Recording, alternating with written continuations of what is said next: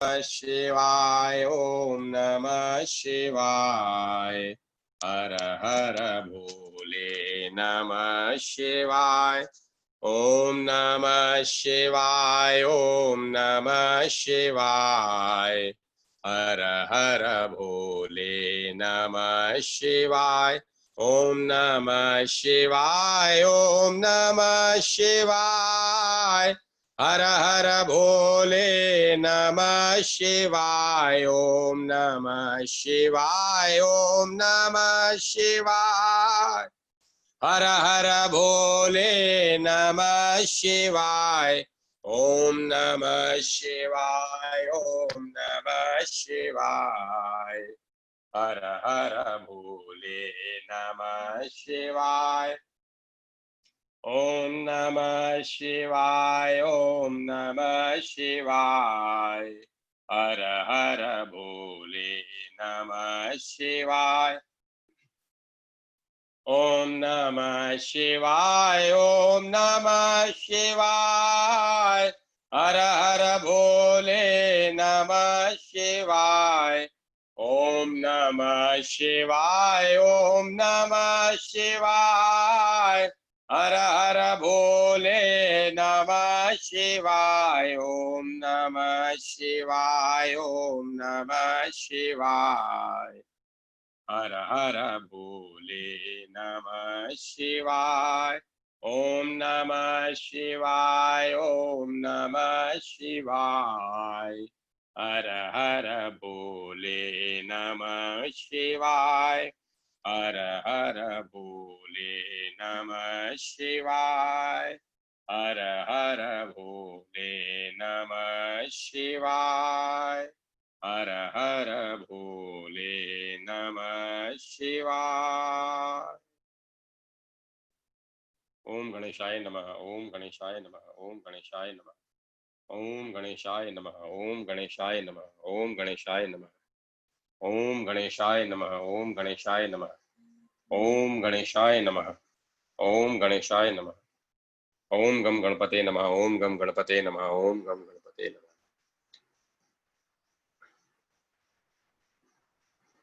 श्री शिव महापुराण रुद्र संहिता। यज्ञदत्त कुमार को भगवान शिव की कृपा से कुबेर पद की प्राप्ति तथा उनकी भगवान शिव के साथ मैत्री। सुत जी कहते हैं, मुनीश्वरों, ब्रह्मा जी की यह बात सुनकर नारद जी ने विनय पूर्वक उन्हें प्रणाम किया और पुनः पूछा, भगवान भक्त वत्सल, भगवान शंकर कैलाश पर्वत पर कब गए और महात्मा कुबेर के साथ उनकी मैत्री कब हुई? परिपूर्ण मंगल विग्रह महादेव ने वहां क्या किया? यह सब मुझे बताइए। इसे सुनने के लिए मेरे मन में बड़ा कौतूहल है। ब्रह्मा जी ने कहा, नारद सुनो, चंद्रमौली, भगवान शंकर के चरित्र का वर्णन करता हूँ। वे कैसे कैलाश पर्वत पर गए और कुबेर की उनके साथ किस प्रकार मैत्री हुई, यह सब सुनाता हूँ। काम्पिल्य नगर में यज्ञदत्त नाम से प्रसिद्ध एक ब्राह्मण रहते थे, जो बड़े सदाचारी थे। उनके एक पुत्र हुआ जिसका नाम गुणनिधि था। वह बड़ा ही दुराचारी और जुआरी हो गया था। पिता ने अपने उस पुत्र को त्याग दिया। वह घर से निकल गया और कई दिनों तक भूखा भटकता रहा। एक दिन वह नैवेद्य चुराने की इच्छा से एक शिव मंदिर में गया। वहां उसने अपने वस्त्र को जलाकर उजाला किया। यह मानो उसके द्वारा भगवान शिव के लिए दीपदान किया गया। तत्पश्चात वह चोरी में पकड़ा गया और उसे प्राण दंड मिला। अपने कुकर्मों के कारण वह यमदूतों द्वारा बांधा गया। इतने में ही भगवान शंकर के पार्षद वहां आ पहुंचे और उन्होंने उसे उनके बंधन से छुड़ा दिया। शिव गणों के संग से उसका हृदय शुद्ध हो गया था, अतः वह उन्हीं के साथ तत्काल शिवलोक में चला गया। वहां सारे दिव्य भोगों का उपभोग तथा उमा महेश्वर का सेवन करके कालांतर में वह कलिंग राज अरिंदम का पुत्र हुआ। वहां उसका नाम था दम। वह निरंतर भगवान शिव की सेवा में लगा रहता था। बालक होने पर भी वह दूसरे बालकों के साथ शिव का भजन किया करता था। वह क्रमशः युवा अवस्था को प्राप्त हुआ और पिता के परलोक गमन के पश्चात राज सिंहासन पर बैठा। राजा दम बड़ी प्रसन्नता के साथ सब और शिव धर्मों का प्रचार करने लगे। भूपाल दम का दमन करना दूसरों के लिए सर्वथा कठिन था।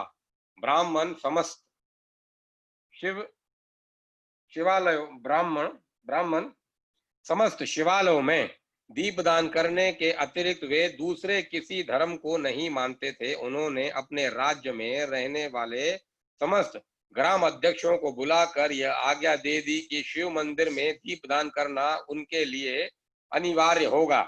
जिस जिस ग्राम अध्यक्ष के गांव के पास जितने शिवालय हों, वहां वहां बिना कोई विचार किए सदा दीप जलाना चाहिए। आजीवन इसी धर्म का पालन करने के कारण राजा दम ने बहुत बड़ी धर्म संपत्ति का संचय कर लिया। फिर वे काल धर्म के अधीन हो गए। दीप दान की वासना से युक्त होने के कारण उन्होंने शिवालयों में बहुत से दीप जलाए और उसके फलस्वरूप जन्मांतर में वे रत्न में दीपों की प्रभा के आश्रय हो अलकापुरी के स्वामी हुए। इस प्रकार भगवान शिव के लिए किया हुआ थोड़ा सा भी पूजन या आराधन समय अनुसार महान फल देता है, ऐसा जानकर उत्तम सुख की इच्छा रखने वाले लोगों को शिव का भजन अवश्य करना चाहिए। वह दीक्षित का पुत्र जो सदा सब प्रकार के अधर्मों में ही रचा पचा रहता था, देव योग से शिवालय में धन चुराने के लिए गया और उसने स्वार्थवश अपने कपड़ों को दीपक की बत्ती बनाकर उसके प्रकाश से शिवलिंग के ऊपर का अंधेरा दूर कर दिया। इस सत्कर्म के फल स्वरूप वह कलिंग देश का राजा हुआ और धर्म के धर्म में उसका अनुराग हो गया। फिर दीप की वासना का उदय होने से शिवालयों में दीप जलवाकर उसने यह दिक्पाल का पद पा लिया।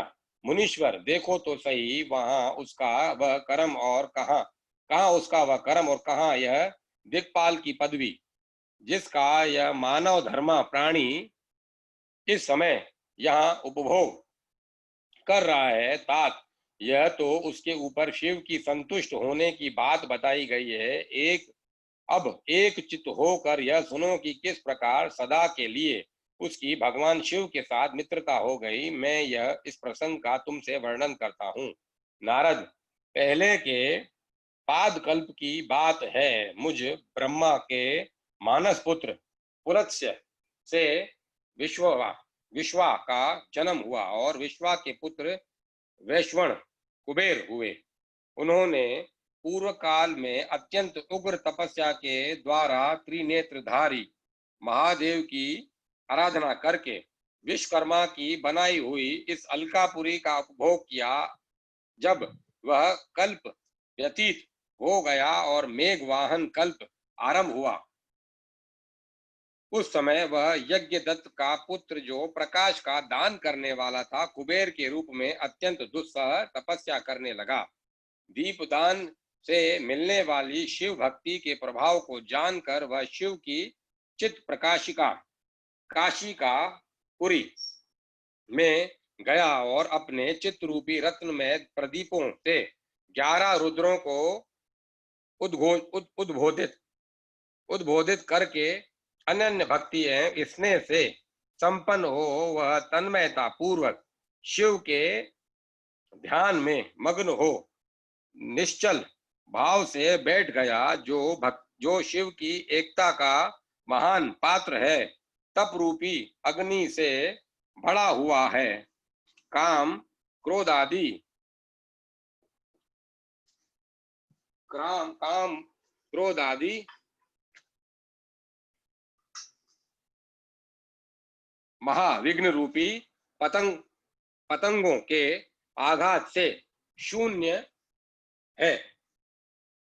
प्राण निरोध रूपी वायु शून्य स्थान में निश्चल भाव से प्रकाशित है। निर्मल दृष्टि के कारण स्वरूप से भी निर्मल है तथा सद्भाव रूपी पुष्पों से जिसकी पूजा की गई है, ऐसे शिवलिंग की प्रतिष्ठा करके वह जब तब तक तपस्या में लगा रहा जब तक उसके शरीर में केवल अस्थि और चर्म मात्र ही अवशिष्ट नहीं रह गए। इस प्रकार उसने 10,000 वर्षों तक तपस्या की। तदंतर विशालाक्षी पर्वत पार्वती देवी के साथ भगवान विश्वनाथ कुबेर के पास आए। उन्होंने प्रसन्न चित्त से अलकापति की ओर देखा। वे शिवलिंग में मन को एकाग्र करके ठूठे कांट की भांति स्थिर भाव में बैठे थे। भगवान शिव ने उनसे कहा, अलकापते, मैं वर देने के लिए उदत हूँ, तुम अपना मनोरथ बताओ। यह वाणी सुनकर तपस्या के धनी कुबेर ने ज्यों ही आंखें खोलकर देखा, त्यों ही उमा वल्लभ भगवान श्री कंठ सामने खड़े दिखाई दिए। वे उदय काल के सहस्त्रों सूर्यों से भी अधिक तेजस्वी थे और उनके मस्तक पर चंद्रमा अपनी चांदनी बिखेर रहे थे। भगवान शंकर के तेज से उनकी आंखें चौंधिया गई, उनका तेज प्रतिहत हो गया और वे नेत्र बंद करके मनोरथ से भी परे विराजमान देवेश्वर शिव से बोले, नाथ, मेरे नेत्रों में यह दृष्टि शक्ति दीजिए जिससे आपके चरण बिंदों का दर्शन हो सके। स्वामिन, आपका प्रत्यक्ष दर्शन हो, यही मेरे लिए सबसे बड़ा वर है। इस दूसरे किसी वर से मेरा क्या प्रयोजन है? चंद्रशेखर, आपको नमस्कार है। कुबेर की यह बात सुनकर देवादिदेव उमापति ने अपनी हथेली से उनका स्पर्श करके उन्हें देखने की शक्ति प्रदान की। दृष्टि शक्ति मिल जाने पर यज्ञदत्त के उस पुत्र ने आंखें फाड़ फाड़ कर पहले उमा की ओर ही देखना आरंभ किया। वह मन ही मन सोचने लगा, भगवान शंकर के समीप यह सर्वांग सुंदरी कौन है? इसने कौन सा ऐसा तप किया है जो मेरी भी तपस्या से बढ़ गया है? यह रूप, यह प्रेम, यह सौभाग्य और यह असीम शोभा सभी अद्भुत है। वह ब्राह्मण कुमार बार बार यही कहने लगा। जब बार बार यही कहता हुआ क्रूर दृष्टि से उनकी ओर देखने लगा, तब वामा के अवलोकन से उसकी बाईं आंख फूट गई। तदंतर देवी पार्वती ने महादेव जी से कहा, प्रभु, यह दुष्ट तपस्वी बार बार मेरी ओर देखकर क्या बक रहा है? आप मेरी तपस्या के तेज को प्रकट कीजिए। देवी की यह बात सुनकर भगवान शिव ने हंसते हुए उनसे कहा, उमे, यह तुम्हारा पुत्र है। यह तुम्हें क्रूर दृष्टि से नहीं देखता, अपितु तुम्हारी तप संपत्ति का वर्णन कर रहा है। देवी से ऐसा कहकर भगवान शिव पुनः उस ब्राह्मण कुमार से बोले, वत्स, मैं तुम्हारी तपस्या से संतुष्ट होकर तुम्हें वर देता हूँ। तुम निधियों के स्वामी और गुहाकों के राजा हो जाओ। सुवर्त यक्षों, किन्नरों और राजाओं के भी राजा होकर पुण्य जनों के पालक और सबके लिए धन के दाता बनो। मेरे साथ तुम्हारी सदा मैत्री बनी रहेगी और मैं नित्य तुम्हारे निकट निवास करूंगा। मित्र, तुम्हारी प्रीति बढ़ाने के लिए मैं अलका के पास ही रहूंगा। आओ, उन इन उमा देवी के चरणों में साष्टांग प्रणाम करो, क्योंकि ये तुम्हारी माता हैं। महाभक्त यज्ञदत्त कुमार, तुम अत्यंत प्रसन्न चित्त से उनके चरणों में गिर जाओ। वर देकर ब्रह्मा जी कहते हैं, नारद, इस प्रकार वर देकर भगवान शिव ने पार्वती देवी से फिर कहा, देवेश्वरी, इस प्रकार कृपा करो तपस्विनी, यह तुम्हारा पुत्र है। भगवान शंकर का यह कथन सुनकर जगदम्बा पार्वती ने प्रसन्नचित्त हो यज्ञदत्त कुमार से कहा, वत्स, वत्स भगवान शिव में तुम्हारी सदा निर्मल भक्ति बनी रहे। तुम्हारी बाईं आंख तो फूट ही गई, इसीलिए एक ही पिंगल नेत्र से युक्त रहो। महादेव जी ने जो वर दिए हैं वे सब उन उसी रूप में तुम्हें सुलभ हो। बेटा, मेरे रूप के प्रति ईर्ष्या करने के कारण तुम कुबेर के नाम से प्रसिद्ध होगे। इस प्रकार कुबेर को वर देकर भगवान महेश्वर पार्वती देवी के साथ अपने विश्वेश्वर धाम में चले गए। इस तरह कुबेर ने भगवान शंकर की मैत्री प्राप्त की और अलकापुरी के पास जो कैलाश पर्वत है वह भगवान शंकर का निवास हो गया। अध्याय 18-19। भगवान शिव का कैलाश पर्वत पर गमन और सृष्टि खंड का उपसंहार। ब्रह्मा जी कहते हैं, नारद मुने कुबेर के तपोबल से भगवान शिव का जिस प्रकार पर्वत श्रेष्ठ कैलाश पर शुभागमन हुआ वह प्रसंग सुनो।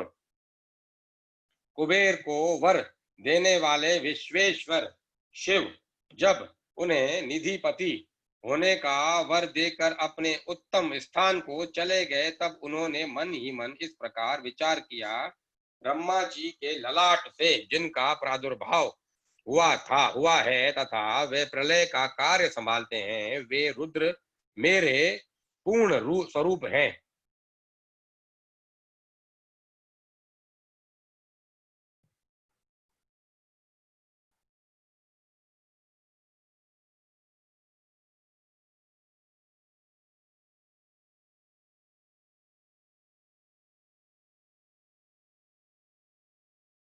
अतः उन्हीं के रूप में मैं गुहाकों के निवास स्थान कैलाश पर्वत को जाऊंगा।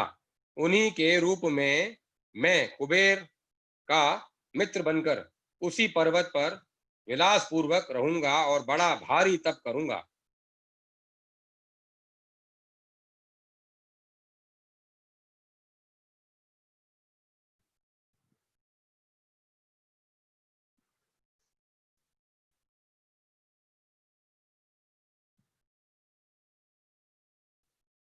शिव की इस इच्छा का चिंतन करके उन रुद्रदेव ने कैलाश जाने के लिए उत्सुक डमरू बजाया। डमरू की वह ध्वनि जो उत्साह बढ़ाने वाली थी, तीनों लोकों में व्याप्त हो गई। उसका विचित्र एवं गंभीर शब्द आह्वान की गति से युक्त था, अर्थात सुनने वालों को अपने पास आने के लिए प्राणों प्रेरणा दे रहा था। इस ध्वनि को सुनकर मैं तथा श्री विष्णु आदि सभी देवता, ऋषि, मूर्तिमान, आगम, निगम और सिद्ध वहां आ पहुंचे। देवता और असुर आदि सब लोग बड़े उत्साह में भरकर वहां आए। भगवान शिव के समस्त पार्षद तथा सर्वलोक वंदित महाभाग गणपाल जहाँ कहीं भी थे वहां से आ गए। इतना कहकर ब्रह्मा जी ने वहां आए हुए गणपालों का नामोल्लेख पूर्वक विस्तृत परिचय दिया। फिर इस प्रकार कहना आरंभ किया। वे बोले, वहां असंख्य महाबली गणपाल पधारे। वे सब के सब सहस्त्रों भुजाओं से युक्त थे और मस्तक पर जटा का ही मुकुट धारण किए हुए थे। सभी चंद्रचूर्ण, नीलकंठ और त्रिलोचन थे। हार, कुंडल, केयूर तथा मुकुट आदि से अलंकृत थे। वे मेरे विष्णु के तथा इंद्र के समान तेजस्वी जान पड़ते थे। उड़ीमा आदि आठों सिद्धियों से घिरे थे तथा करोड़ों सूर्यों के समान उभासित उभासित हो रहे थे। उस समय भगवान शिव ने विश्वकर्मा को इस पर्वत पर निवास स्थान बनाने की आज्ञा दी। उनके भक्तों के साथ अपने और दूसरों के रहने के लिए यथा योग्य आवास तैयार करने का आदेश दिया। मुने, तब विश्वकर्मा ने भगवान शिव की आज्ञा के अनुसार उस पर्वत पर जाकर शीघ्र ही नाना प्रकार के ग्रहों की रचना की। फिर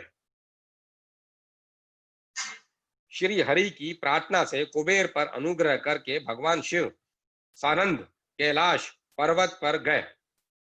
उत्तम मुहूर्त में अपने स्थान में प्रवेश करके भक्तवत्सल परमेश्वर शिव ने सबको प्रेम दान दे सनाथ किया। इसके बाद आनंद से भरे हुए श्री विष्णु आदि समस्त देवताओं, मुनियों और सिद्धों ने शिव का प्रसन्नता पूर्वक अभिषेक किया। हाथों में नाना प्रकार की भेंटें लेकर सबने क्रमशः क्रमशः उनका पूजन किया और बड़े उत्सव के साथ उनकी आरती उतारी। मुने इस समय आकाश से फलों की वर्षा हुई। उस समय आकाश से फलों की रक्षा हुई जो मंगल सूचक थी। सब और जय जयकार और नमस्कार के शब्द गूंजने लगे। महान उत्सव फैला हुआ था जो सबके सुख को बढ़ा रहा था।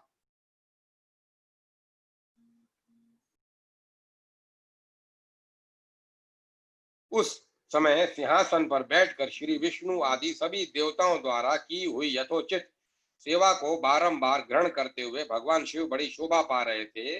देवता आदि सब लोगों ने सार्थक एवं प्रिय वचनों द्वारा लोक कल्याणकारी भगवान शंकर का पृथक पृथक सत्वन किया। सर्वेश्वर प्रभु ने प्रसन्न चित्त से वह सत्वन सुनकर उन सबको प्रसन्नता पूर्वक मनोवांछित वर एवं अभिष्ट वस्तुएं प्रदान की। मुने तदंतर श्री विष्णु के साथ मैं तथा अन्य सब देवता और मुनि मनोवांछित वस्तु पाकर आनंदित हो भगवान शिव की आज्ञा से अपने अपने धाम को चले गए। कुबेर भी शिव की आज्ञा से प्रसन्नता पूर्वक अपने स्थान को गए। फिर वे भगवान शंभु जो सर्वथा स्वतंत्र हैं, योग परायण एवं ध्यान तत्पर हो पर्वत प्रवर कैलाश पर रहने लगे। कुछ काल बिना पत्नी के ही बिताकर परमेश्वर शिव ने दक्ष कन्या सती को पत्नी रूप में प्राप्त किया। देवेश्वर फिर वे महेश्वर दक्ष कुमारी सती के साथ विहार करने लगे और लोकाचार परायण हो सुख का अनुभव करने लगे। मुनीश्वर, इस प्रकार मैंने तुमसे यह रुद्र के अवतार का वर्णन किया है। साथ ही उनके कैलाश पर आगमन और कुबेर के साथ मैत्री का भी प्रसंग सुनाया है। कैलाश के अंतर्गत आने वाली उनकी ज्ञानवर्धिनी लीला का भी वर्णन किया जो इहलोक और परलोक में सदा संपूर्ण मनोवांछित फलों को देने वाली है। जो एकाग्र चित्त हो इस कथा को सुनता या पढ़ता है वह इस लोक में भोग पाकर परलोक में मोक्ष लाभ करता है। रुद्र संहिता द्वितीय खंड सती। नारद जी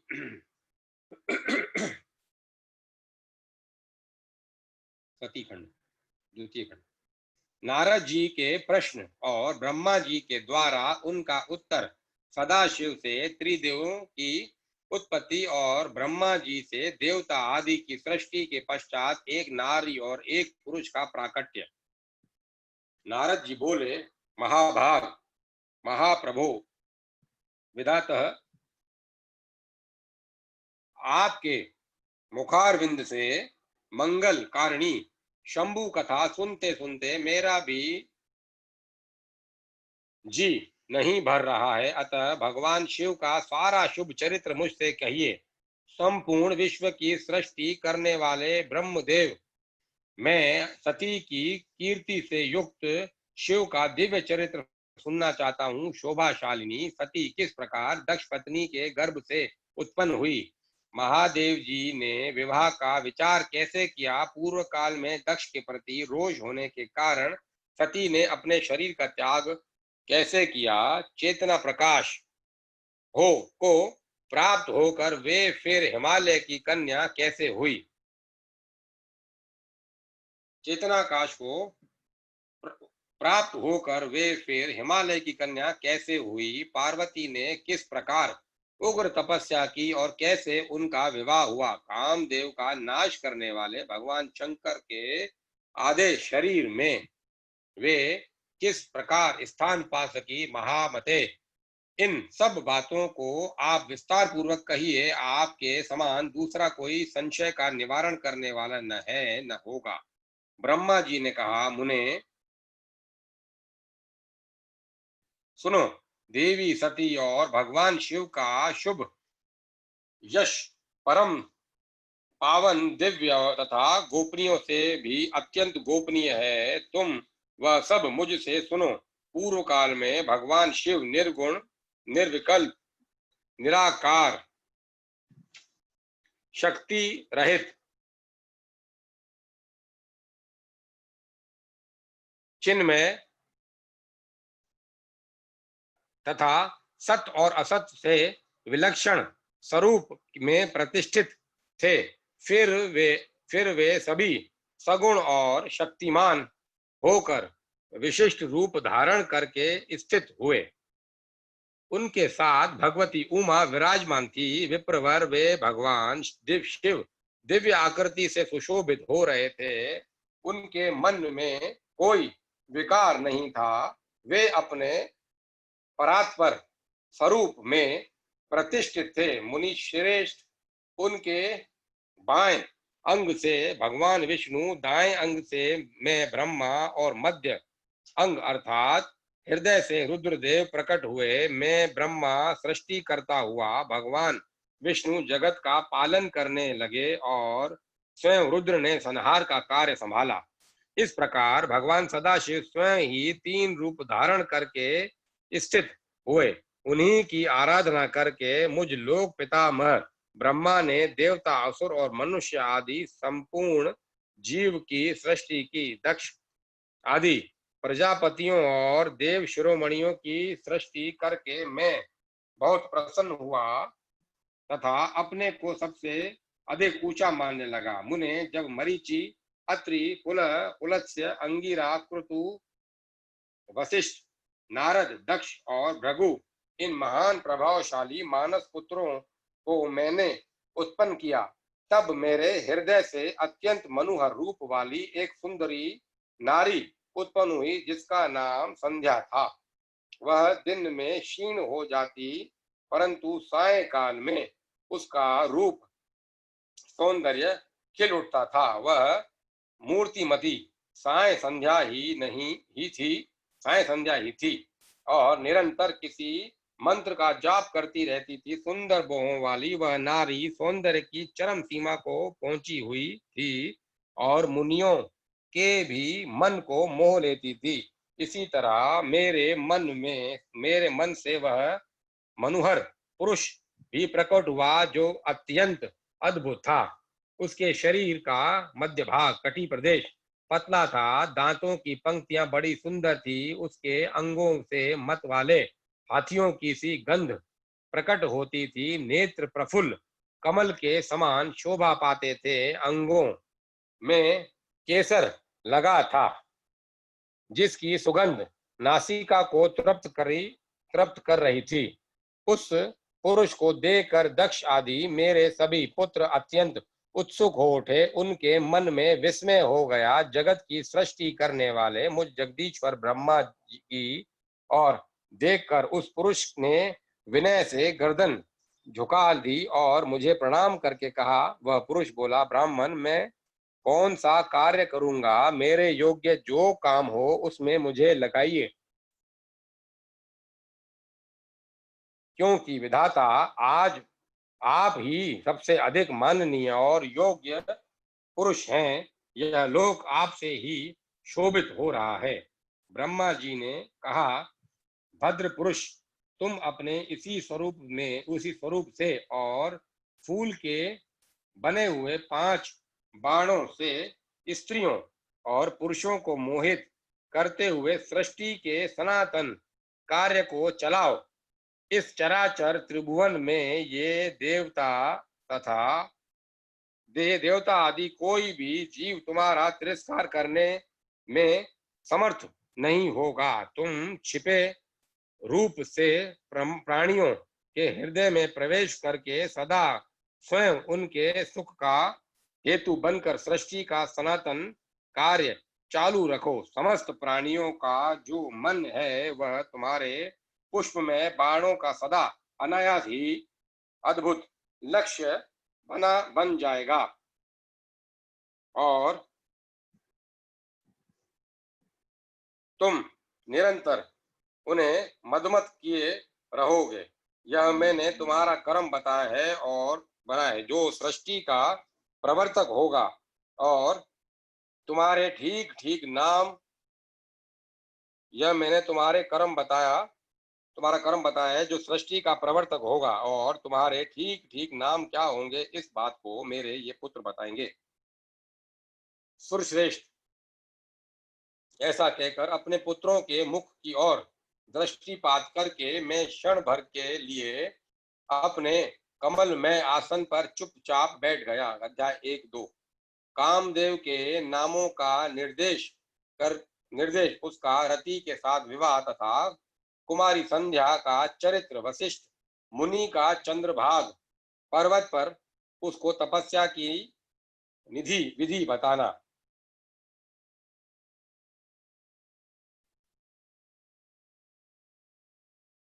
ब्रह्मा जी कहते हैं, मुने तदंतर मेरे अभिप्राय को जानने वाले मरीचि आदि मेरे पुत्र सभी मुनियों ने उस पुरुष का उचित नाम रखा। दक्ष आदि प्रजापतियों ने उसका मुंह देखते ही परोक्ष में भी सारे वृतांत जानकर उसे रहने के लिए स्थान और पत्नी प्रदान की। मेरे पुत्र मरीचि आदि द्विजों ने उस मनुष्य के नाम निश्चित करके उसे यह युक्ति युक्त बात कही। ऋषि बोले, तुम जन्म लेते ही हमारे मन को भी मथने लगे हो, इसीलिए लोक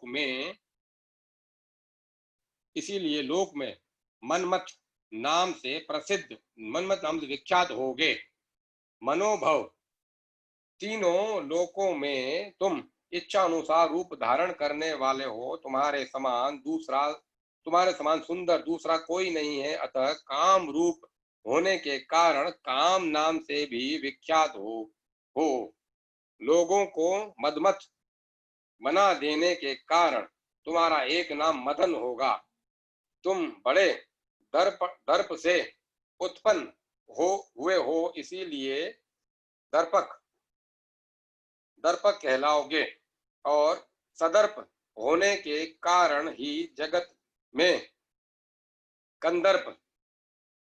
कंदर्प नाम से भी तुम्हारी ख्याति होगी। समस्त देवताओं का सम्मिलित बल पराक्रम भी तुम्हारे समान नहीं होगा। अतः सभी स्थानों पर तुम्हारा अधिकार होगा और तुम सर्वव्यापी होगे। जो आदि प्रजापति हैं, वे ही ये पुरुषों में श्रेष्ठ दक्ष तुम्हारी इच्छा के अनुरूप पत्नी स्वयं देंगे। वह तुम्हारी कामिनी तुमसे अनुराग रखने वाली होगी। ब्रह्मा जी ने कहा, मुने तदंतर मैं वहां से अदृश्य हो गया।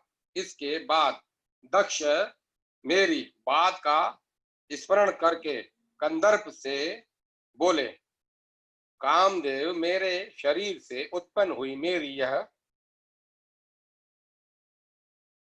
कन्या सुंदर रूप और उत्तम गुणों से सुशोभित है। इसे तुम अपनी पत्नी बनाने के लिए ग्रहण करो। यह गुणों की दृष्टि से सर्वथा तुम्हारे योग्य है। महातेजस्वी महामानुभव, यह सदा तुम्हारे साथ रहने वाली और तुम्हारी रुचि के अनुसार चलने वाली होगी। धर्मतः यह सदा तुम्हारे अधीन रहेगी। ऐसा कहकर दक्ष ने अपने शरीर के पसीने से प्रकट हुई उस कन्या का नाम रति रखकर उसे अपने आगे बैठाया और कंदर्प को संकल्प पूर्वक सौंप दिया। नारद, दक्ष की वह पुत्री रति बड़ी रमणीय और मुनियों के मन को भी मोह लेने वाली थी। उसके साथ विवाह करके कामदेव को भी बड़ी प्रसन्नता हुई।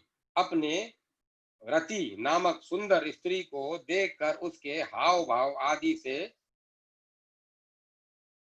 अनुरंजित हो कामदेव मोहित हो गया तथा उस समय बड़ा भारी उत्सव होने लगा, जो सबके सुख को बढ़ाने वाला था। प्रजापति दक्ष इस बात को सोचकर बड़े प्रसन्न थे कि मेरी पुत्री प्रजापति दक्ष इस बात को सुनकर बड़े प्रसन्न थे कि मेरी पुत्री इस विवाह से सुखी है, कामदेव को भी बड़ा सुख मिला। उसके सारे दुख दूर हो गए। दक्ष कन्या रति भी कामदेव को पाकर बहुत प्रसन्न हुई। जैसे संध्या काल में मनुहारिणी विदुनमाला विंदुमाला के साथ मेघ शोभा पाता है, उसी प्रकार रति के साथ प्रिय वचन बोलने वाला कामदेव बड़ी शोभा पा रहा था। इस प्रकार रति के प्रति भारी मोह से युक्त रतिपति कामदेव ने उसे उसी तरह अपने हृदय के सिंहासन पर बिठाया, जैसे योगी पुरुष योग विद्या को हृदय में धारण करता है। इसी प्रकार पूर्ण चंद्रमुखी रति भी इस उस श्रेष्ठ पति को पाकर उसी प्रकार सुशोभित हुई, जैसे श्री हरि को पाकर पूर्ण चंद्रनाना लक्ष्मी शोभा पाती है। जैसे श्री हरि को पाकर पूर्ण चंद्रनाना लक्ष्मी शोभा पाती है। सुत जी कहते हैं, ब्रह्मा जी का यह कथन सुनकर मुनि श्रेष्ठ नारद मन ही मन बड़े प्रसन्न हुए और भगवान शंकर का स्मरण करके हर्ष पूर्वक बोले, महाभाग विष्णु शिष्य महामते विधातः, आपने चंद्रमौली शिव की यह अद्भुत लीला कही है। अब मैं यह जानना चाहता हूं कि विवाह के पश्चात जब कामदेव प्रसन्नता पूर्वक अपने स्थान को चला गया, दक्ष भी अपने घर को पधारे तथा आप और आपके मानस पुत्र भी अपने अपने धाम को चले गए, तब पितरों को उत्पन्न करने वाली ब्रह्म कुमारी संध्या कहाँ गई? उसने क्या किया और किस पुरुष के साथ उसका विवाह हुआ? संध्या का यह सब चरित्र विशेष रूप से बताइए। ब्रह्मा जी ने कहा, मुने, संध्या का वह सारा शुभ चरित्र सुनो, जिसे सुनकर समस्त कामिनियां सदा के लिए सती साध्वी हो सकती हैं। वह संध्या जो पहले मेरी मानस पुत्री थी, तपस्या करके शरीर को त्याग कर मुनि श्रेष्ठ मेधातिथि की बुद्धिमती पुत्री होकर अरुंधति के नाम से विख्यात हुई। उत्तम व्रत का पालन करके उस देवी ने ब्रह्मा विष्णु और महेश्वर के कहने से श्रेष्ठ व्रतधारी महात्मा वशिष्ठ को अपना पति चुना। वह सौम्य स्वरूप वाली देवी सबकी वंदनीय और पूजनीय श्रेष्ठ पतिव्रता के रूप में विख्यात हुई। नारद जी ने पूछा, भगवान संध्या ने कैसे, किस लिए और कहाँ तप किया? किस प्रकार शरीर त्याग कर वह मेधातिथि की पुत्री हुई? ब्रह्मा विष्णु और शिव उन तीनों देवताओं के बताए हुए श्रेष्ठ व्रतधारी महात्मा वशिष्ठ को उसने किस तरह अपना पति बनाया, पितामह, यह सब मैं विस्तार के साथ सुनना चाहता हूँ। अरुंधति के इस कौतूहलपूर्ण चरित्र का आप यथार्थ रूप से वर्णन कीजिए। ब्रह्मा जी ने कहा, मुने, संध्या के मन में एक बार सकाम भाव आ गया था, इसीलिए उस साध्वी ने यह निश्चय किया कि वैदिक मार्ग के अनुसार मैं अग्नि में अपने इस शरीर की आहुति दे दूंगी।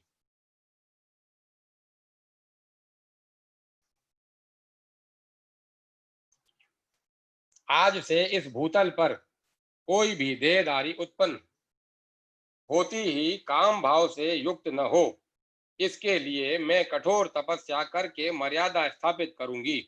तरुणा अवस्था से पूर्व किसी पर भी काम का प्रभाव नहीं पड़ेगा, ऐसी सीमा निर्धारित करूंगी। इसके बाद इस जीवन को त्याग दूंगी। मन ही मन ऐसा विचार करके संध्या चंद्रभाग नामक उस श्रेष्ठ पर्वत पर चली गई, जहां से चंद्रभागा नदी का प्रादुर्भाव हुआ है।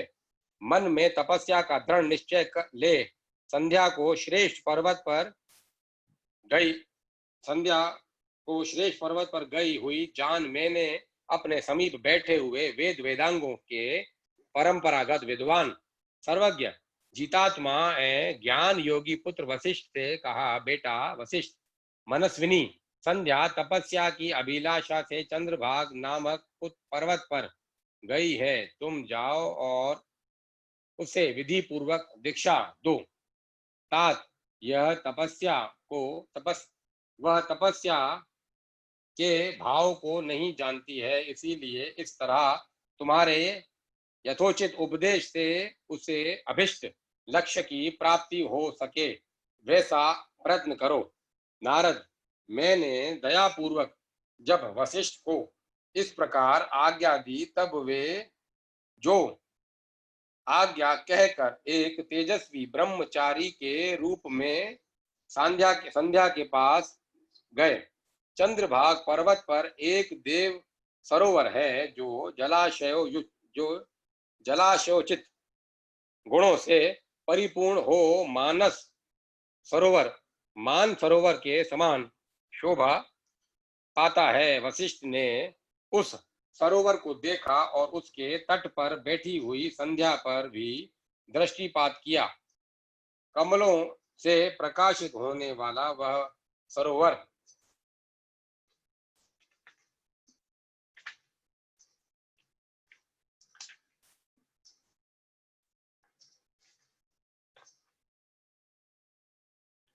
सरोवर तट पर बैठी हुई संध्या से उपलक्षित हो उसी तरह सुशोभित हो रहा था जैसे प्रदोष काल में उदित हुए चंद्रमा और नक्षत्रों से युक्त आकाश शोभा पाता है।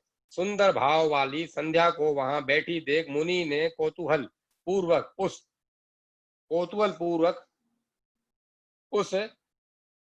ब्रह्लोहित नाम वाले सरोवर को अच्छी तरह देखा।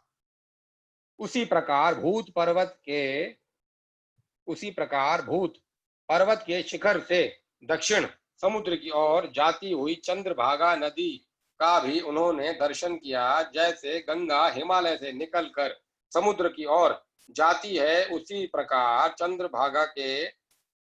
चंद्रभाग के पश्चिम शिखर का भेदन करके वह नदी समुद्र की ओर जा रही थी। उस चंद्रभाग पर्वत पर ब्रह्मलोहित सरोवर के किनारे बैठी हुई संध्या को देखकर वशिष्ठ जी ने आदर पूर्वक पूछा।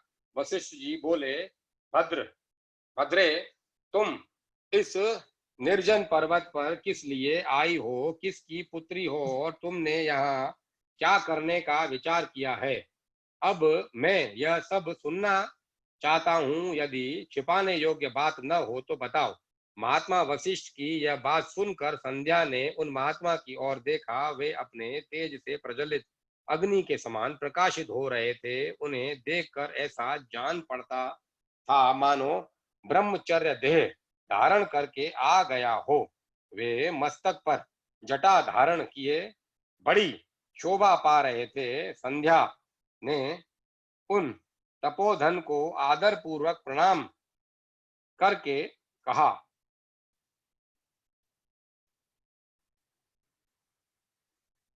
संध्या बोली, ब्राह्मण, मैं ब्रह्मा जी की पुत्री हूँ। मेरा नाम संध्या है और मैं तपस्या करने के लिए इस निर्जन पर्वत पर आई हूँ। यदि मुझे उपदेश देना आपको उचित जान पड़े तो आप मुझे तपस्या की विधि बताइए। मैं यही करना चाहती हूँ। दूसरी कोई भी गोपनीय बात नहीं है।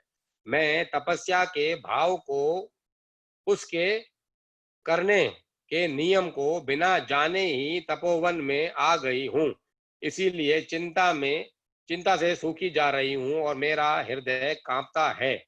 संध्या की बात सुनकर ब्रह्मवेत्ताओं में श्रेष्ठ वशिष्ठ जी ने इस समय जो स्वयं सारे कार्यों के ज्ञाता थे, उससे दूसरी कोई बात नहीं पूछी। वह मन ही मन तपस्या का निश्चय कर चुकी थी और उसके लिए अत्यंत उद्यमशील थी।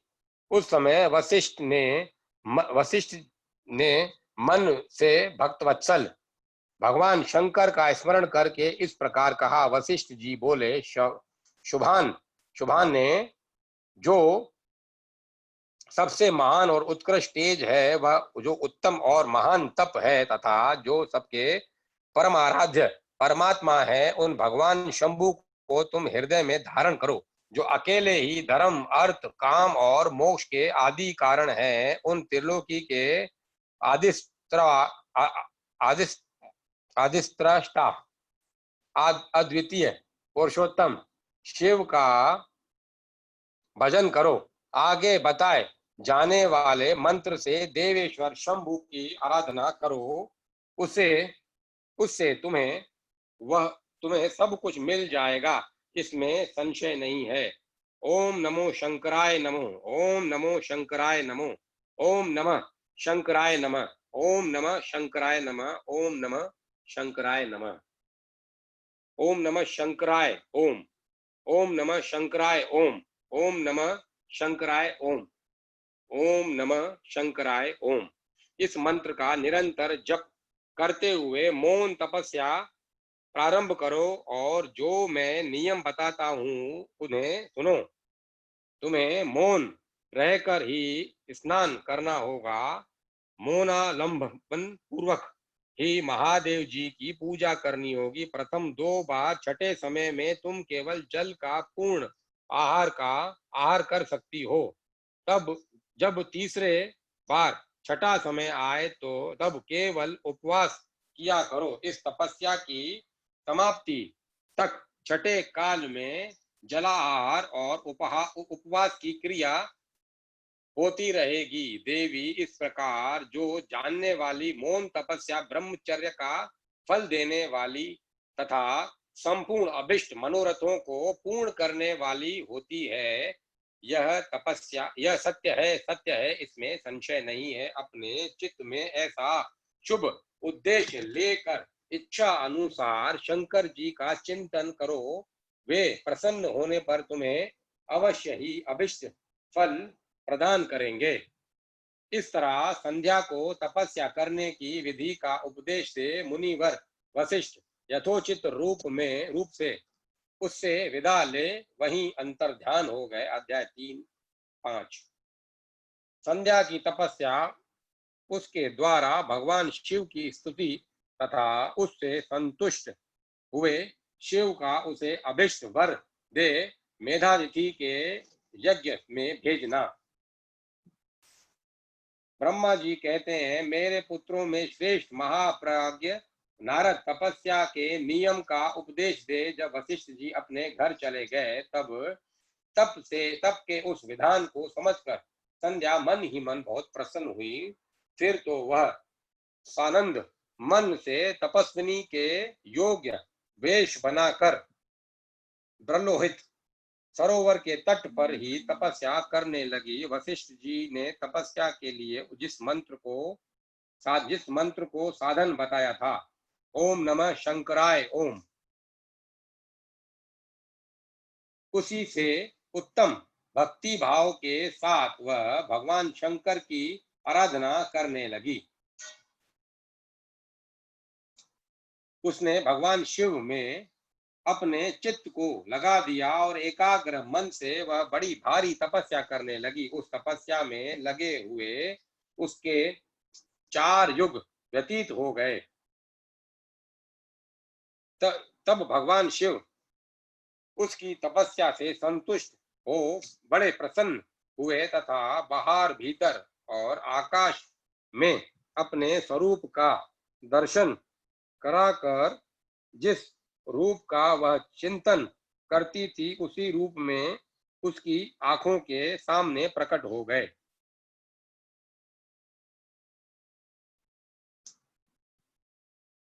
उसने मन से जिनका चिंतन किया था उन्हीं प्रभु शंकर को अपने सामने खड़ा देख वह अत्यंत आनंद में निमग्न हो गई।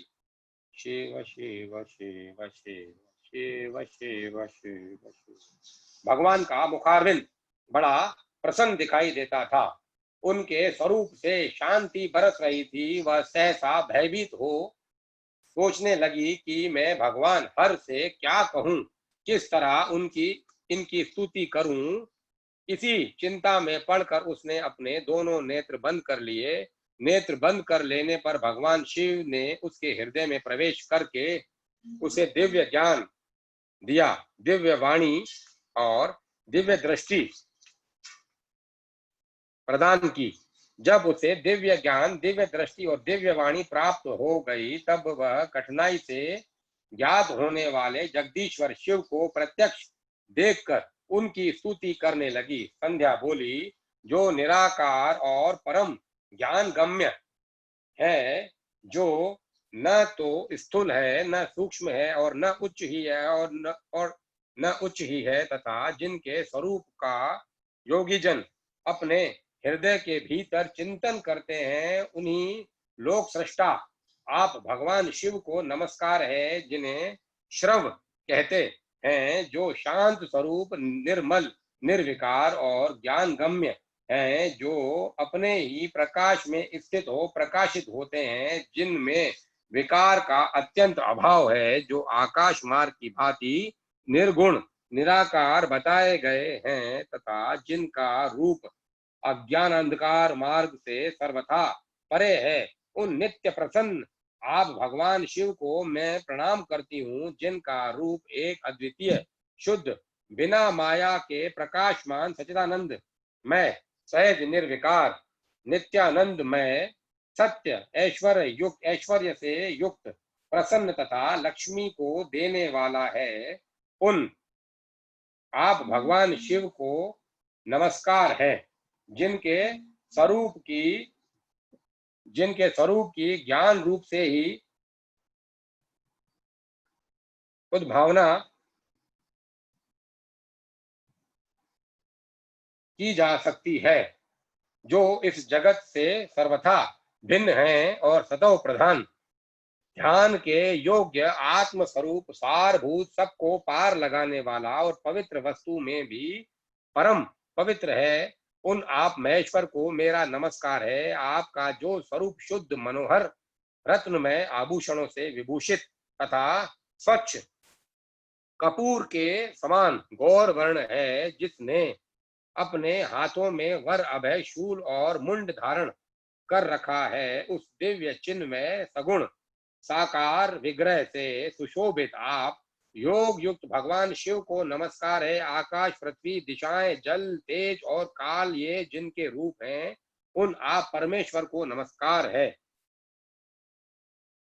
प्रधान प्रकृति और पुरुष जिनके शरीर रूप से प्रकट हुए हैं, अर्थात वे दोनों जिनके शरीर हैं, इसीलिए जिनका यथार्थ रूप अव्यक्त बुद्धि आदि से परे है, उन भगवान शंकर को बारंबार नमस्कार है, जो ब्रह्मा होकर जगत की सृष्टि करते हैं, जो विष्णु होकर संसार का पालन करते हैं, तथा जो रुद्र होकर अंत में इस सृष्टि का संहार करते हैं। उन्हीं आप भगवान सदाशिव को बारंबार नमस्कार है, जो कारण के भी कारण हैं, दिव्य अमृत रूप ज्ञान तथा अणिमा आदि ऐश्वर्य प्रदान करने वाले हैं, समस्त लोकांतरों का वैभव देने वाले हैं, स्वयं प्रकाश रूप है तथा प्रकृति से भी परे हैं। उन परमेश्वर शिव को नमस्कार है, नमस्कार है। यह जगत जिनसे भिन्न नहीं कहा गया है, यह जगत जिनसे भिन्न नहीं कहा जाता, जिनके चरणों से पृथ्वी तथा अन्यान्य अंगों से संपूर्ण दिशाएं, सूर्य, चंद्रमा, कामदेव एवं अन्य देवता प्रकट हुए हैं, और जिनकी नाभि से अंतरिक्ष का आविर्भाव आविर्भाव हुआ है, उन्हीं आप भगवान शंभु को मेरा नमस्कार है। प्रभु, आप ही सबसे उत्कृष्ट परमात्मा हैं, आप ही नाना प्रकार की विधाएं हैं, आप ही हर संहार करता है, आप ही सद ब्रह्म तथा पर ब्रह्म है। आप सदा विचार में तत्पर रहते हैं, जिनका न आदि है, न मध्य है और न अंत ही है, जिनसे सारा जगत उत्पन्न हुआ है, तथा जो मन और वाणी के विषय नहीं है, उन महादेव जी की स्तुति मैं कैसे कर सकूंगी। ब्रह्मा आदि देवता तथा तपस्या के धनी मुनि भी जिनके रूपों का वर्णन नहीं कर सकते, उन्हीं परमेश्वर का वर्णन अथवा सत्वन मैं कैसे कर सकती हूँ प्रभु? आप निर्गुण हैं, मैं मूढ़ स्त्री आपके गुणों को कैसे जान सकती हूँ? आपका रूप तो ऐसा है जैसे इंद्र सहित संपूर्ण देवता तथा असुर भी नहीं जानते, जिसे इंद्र सहित संपूर्ण देवता और असुर भी नहीं जानते। महेश्वर आपको नमस्कार है, तपो में आपको नमस्कार है, देवेश्वर शंभु मुझ पर प्रसन्न होइए, आपको बारंबार मेरा नमस्कार है। ब्रह्मा जी कहते हैं, नारद संध्या का यह स्तुतिपूर्ण वचन सुनकर उसके द्वारा भली भांति प्रशंसित हुए भक्तवत्सल परमेश्वर शंकर बहुत प्रसन्न हुए।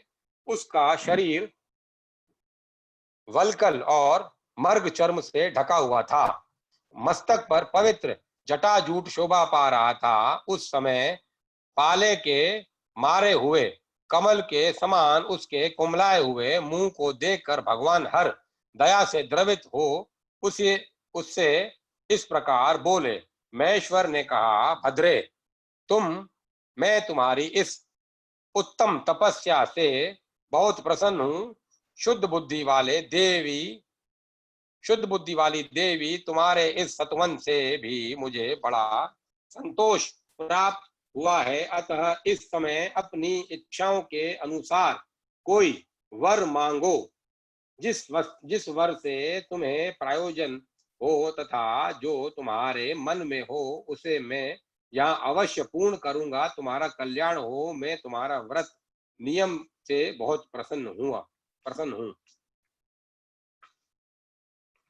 प्रसन्नचित महेश्वर का यह वचन सुनकर अत्यंत हर्ष से भरी हुई संध्या उन्हें बारंबार प्रणाम करके बोली, महेश्वर, यदि आप मुझे प्रसन्नता पूर्वक वर देना चाहते हैं, यदि मैं वर पाने योग्य हूँ, यदि पाप से शुद्ध हो गई हूँ, तथा देव, यदि इस समय आप मेरी तपस्या से प्रसन्न हैं, तो मेरा मांगा हुआ यह पहला वर सफल करें।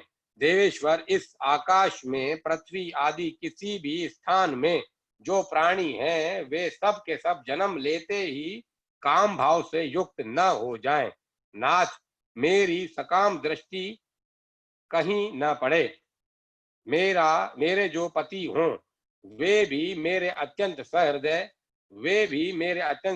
हों। पति के अतिरिक्त जो भी पुरुष मुझे सकाम भाव से देखे, उसके पुरुषत्व का नाश हो जाए, वह तत्काल नपुंसक हो जाए। निष्पाप संध्या का यह वचन सुनकर प्रसन्न हुए भक्तवत्सल भगवान शंकर ने कहा, देवी संध्या, सुनो। भद्रे, तुमने जो जो वर मांगा है, वह सब तुम्हारी तपस्या से संतुष्ट होकर मैंने दे दिया। प्राणियों के जीवन में मुख्यतः 4 अवस्थाएं होती हैं। पहली शेषवा अवस्था, दूसरी कुमार अवस्था, तीसरी युवान अवस्था और चौथी वृद्धाव अवस्था। तीसरी अवस्था प्राप्त होने पर देहधारी जीव काम भाव से युक्त होंगे। कहीं कहीं दूसरी अवस्था के अंतिम भाग में ही प्राणी सकाम हो जाएंगे, किंतु तपस्या के प्रभाव से मैंने जगत में सकाम भाव के उदय की यह मर्यादा स्थापित कर दी है, जिससे देहधारी जीव जन्म लेते ही कामासक्त न हो जाए। तुम भी इस लोक में वैसे ही दिव्य सती भाव से को प्राप्त करो, जैसा तीनों लोकों में दूसरी किसी स्त्री के लिए संभव नहीं होगा। पाणी ग्रहण करने वाले पति के सिवाय जो कोई भी पुरुष सकाम होकर तुम्हारी ओर देखेगा, वह तत्काल नपुंसक होकर दुर्बलता को प्राप्त हो जाएगा। तुम्हारे पति महान तपस्वी तथा दिव्य स्वरूप से संपन्न एक महाभाग महर्षि होंगे, जो तुम्हारे साथ 7 कल्पों तक जीवित रहेंगे। तुमने मुझसे जो जो वर मांगे थे, वे सब मैंने पूर्ण कर दिए। अब मैं तुमसे दूसरी बात कहूंगा, जो पूर्व जन्म के से संबंध रखती है। तुमने पहले से ही यह प्रतिज्ञा कर रखी थी कि मैं अग्नि में अपने शरीर को त्याग दूंगी। उस प्रतिज्ञा को सफल करने के लिए मैं तुम्हें एक उपाय बताता हूं। उसे निस्संदेह करो। मुनिवर, मेधातिथि का एक यज्ञ चल रहा है जो 12 वर्ष तक चालू रहने वाला है। उसमें अग्नि पूर्णतः प्रज्वलित है। तुम बिना विलंब किए उसी अग्नि में अपने शरीर का उत्सर्ग कर दो। इसी पर्वत पर अपत्य काम में चंद्रभागा नदी के तट पर तपस्याश्रम में मुनिवर मेघातिथि महायज्ञ का अनुष्ठान करते हैं। तुम स्वच्छंदता पूर्वक वहां जाओ। मुनि तुम्हें वहां देख नहीं सकेंगे। मेरी कृपा से तुम मुनि की अग्नि में प्रकट हुई पुत्री मुनि की अग्नि से प्रकट हुई पुत्री होगी। तुम्हारे मन में जिस किसी स्वामी को प्राप्त करने की इच्छा हो उसे हृदय में धारण कर उसी का चिंतन करते हुए तुम अपने शरीर को उस यज्ञ की अग्नि में होम दो। संध्या, जब तुम इस पर्वत पर 4 युगों तक के लिए कठोर तपस्या कर रही थी, उसी दिन इस चतुर्युग का सतयुग बीत जाने पर त्रेता के प्रथम भाग के में प्रजापति दक्ष के बहुत सी कन्याएं हुई हैं। उन्होंने अपनी उन सुशीला कन्याओं का यथा योग्य वरों के साथ विवाह कर दिया। इनमें से 27 कन्याओं का विवाह उन्होंने चंद्रमा के साथ किया। चंद्रमा अन्य सब पत्नियों को छोड़कर केवल रोहिणी से प्रेम करने लगे। इसके कारण क्रोध से भरे हुए दक्ष ने जब चंद्रमा को श्राप दे दिया तब समस्त देवों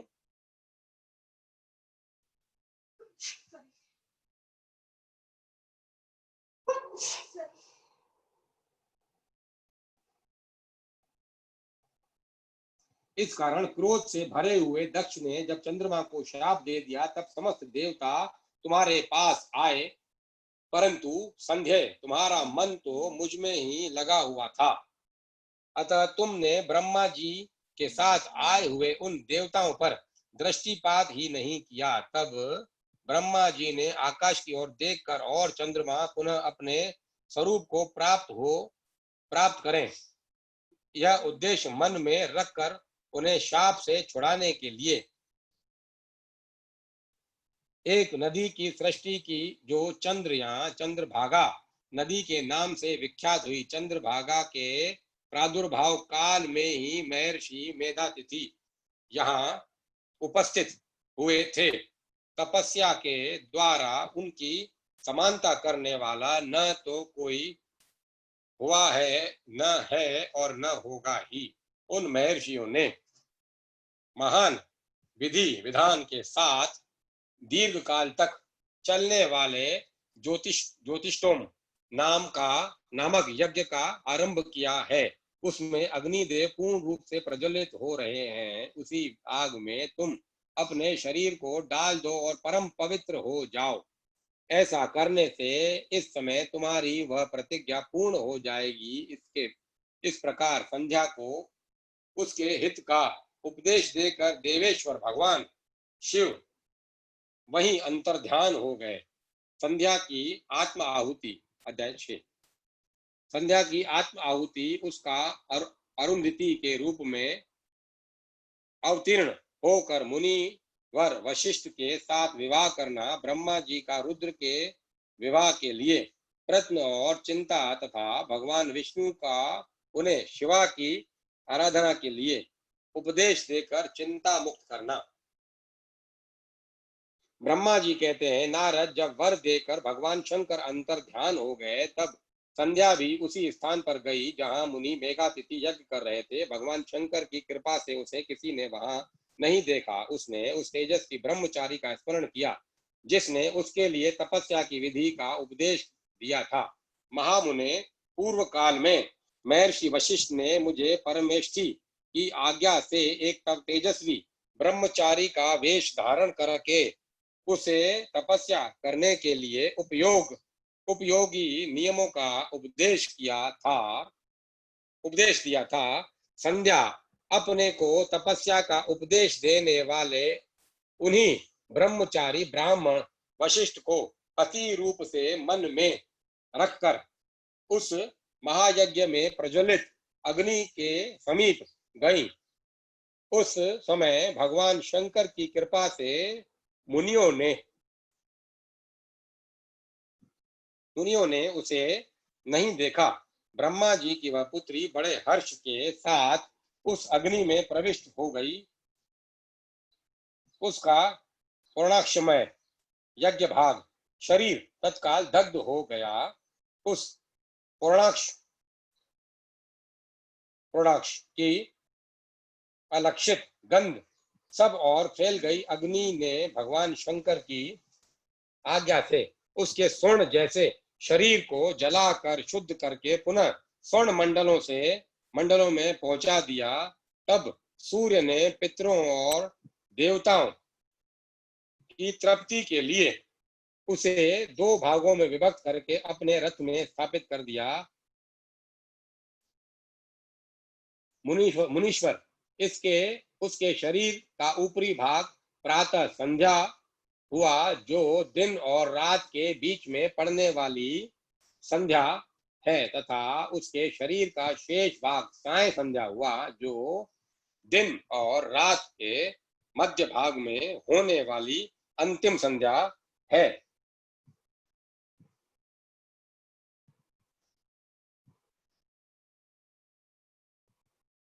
साय संध्या सदा ही पितरों को प्रसन्नता प्रदान करने वाली होती है। सूर्योदय से पहले जब अरुणोदय हो,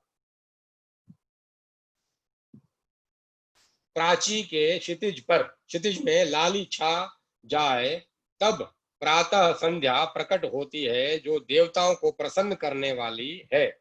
जब लाल कमल के समान सूर्य अस्त हो जाते हैं, उसी समय सदा साय संध्या का उदय होता है।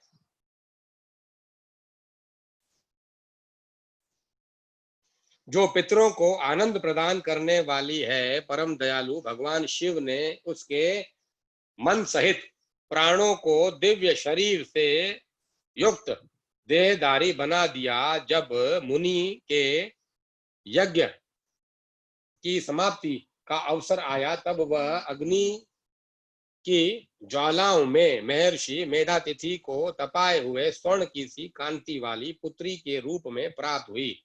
मुनि ने बड़े आमोद के साथ उस समय उस पुत्री को ग्रहण किया।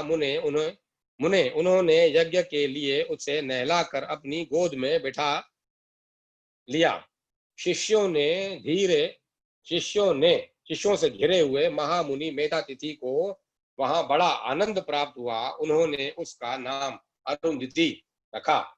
वह किसी भी कारण से धर्म का अवरोध नहीं करती थी, अतः उसी गुण के कारण उसने स्वयं यह त्रिभुवन विख्यात नाम प्राप्त किया। देवर्षि यज्ञ को समाप्त करके कृतकृत्य हो वे मुनि पुत्री की प्राप्ति होने से बहुत प्रसन्न थे और अपने शिष्यों के साथ आश्रम में रहकर सदा उसी का लालन पालन करते थे। देवी अरुंधति चंद्रभागा नदी के तट पर तपस्यारण्य के भीतर मुनिवर मेधातिथि के उस आश्रम में धीरे धीरे बड़ी होने लगी। जब वह विवाह के योग्य हो गई, तब मैंने विष्णु और महेश्वर ने मिलकर मुझ ब्रह्मा के पुत्र वशिष्ठ के साथ उसका विवाह करा दिया। ब्रह्मा विष्णु और तथा महेश्वर के हाथों से वशिष्ठ के साथ विवाह करा दिया। ब्रह्मा विष्णु और महेश्वर के हाथों से निकले हुए जल से शिप्रा आदि 7 परम पवित्र नदियां उत्पन्न हुई। मुने मेधातिथि की पुत्री महा साध्वी अरुंधति समस्त पतिव्रताओं में श्रेष्ठ थी। वह महर्षि वशिष्ठ को पति रूप में पाकर उनके साथ बड़ी शोभा पाने लगी। उससे शक्ति आदि शुभ एवं श्रेष्ठ पुत्र उत्पन्न हुए। मुनि श्रेष्ठ वह प्रियतम पति वशिष्ठ को पाकर विशेष शोभा पाने लगी। मुनि शिरोमणे, इस प्रकार मैंने तुम्हारे समक्ष संध्या के पवित्र चरित्र का वर्णन किया, जो समस्त कामनाओं के फलों को देने वाला परम पावन और दिव्य है। जो स्त्री यहाँ शुभ व्रत का आचरण करने वाला पुरुष इस प्रसंग को सुनता है, वह संपूर्ण कामनाओं को प्राप्त कर लेता है। इसमें अन्यथा विचार करने की आवश्यकता नहीं है। प्रजापति ब्रह्मा जी की यह बात सुनकर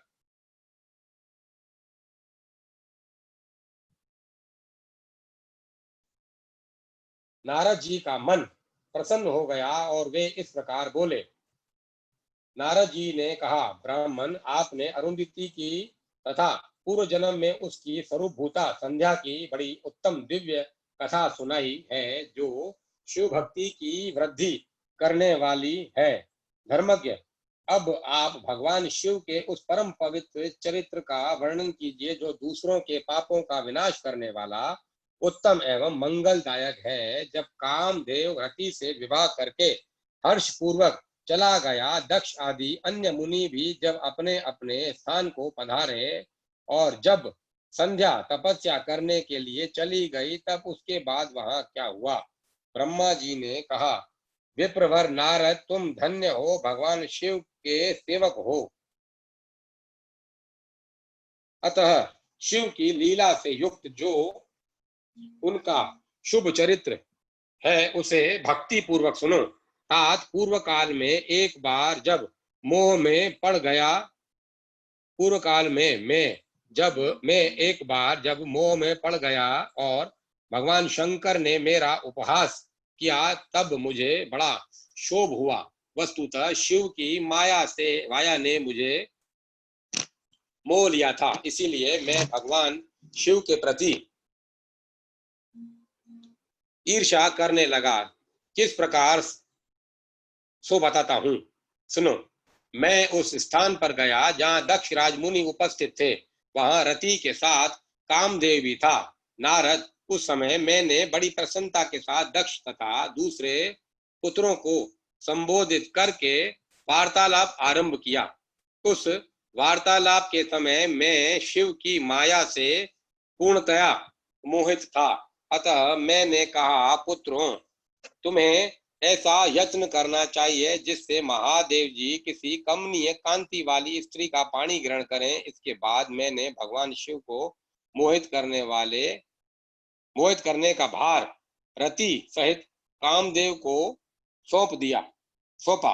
कामदेव ने मेरी आज्ञा मानकर कहा, प्रभु, सुंदरी स्त्री ही मेरा अस्त्र है। अतः शिव जी को मोहित करने के लिए किसी नारी की सृष्टि कीजिए। यह सुनकर मैं चिंता में पड़ गया और लंबी सांसें खींचने लगा। मेरे इस निश्वास से राशि राशि पुष्पों से विभूषित वसंत का प्रादुर्भाव हुआ। वसंत और मलयानील, ये दोनों मदन के सहायक हुए।